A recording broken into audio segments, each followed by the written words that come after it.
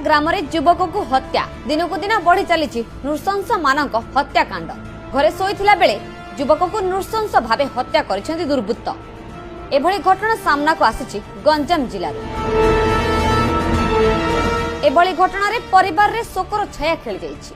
सूचना मुताबक गंजाम जिला पुरुषोत्तमपुर ब्लॉक अंतर्गत पांडिया ग्रामर 15 साहिरे जड़े 23 वर्षीय युवक शनिवार राति घरे शोइथिले। सेही समय दुर्बृत्त माने आसी युवक को नृशंस भावे मारणास्त्र रे आक्रमण करथिले।